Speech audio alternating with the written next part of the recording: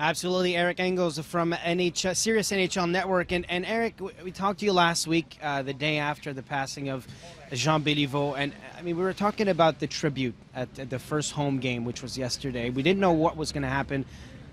You were there. What was it like to be in the building? Well, it was serene. It was peaceful. It was a celebration of Jean Belivau's life, and it was one of the most special moments I've ever witnessed at the Bell Center. And I get a reminder of this every day at home. I'm a very fortunate man, but they say that behind every great man, there's a great woman, and behind one of the best men in the world in Jean Beliveau is Elise Beliveau, and she just brought out the emotion in absolutely everybody. And to see her at the beginning of the game crying and telling everybody it's enough, I don't need the attention, that was one thing. To see her after the game with her hands in the air dancing and celebrating, for the Canadians to deliver that moment for her was just so special. And next to the ghost of Jean Beliveau, which will remain at the Bell Center forever. And what a special night last night was. And you've attended many special moments at the Bell Center for different occasions, and we were just talking before, you said this is surely at the top. Yeah, just like right up there with the Saku Koivu moment and returning from cancer, and not to compare the two because obviously very different situations, but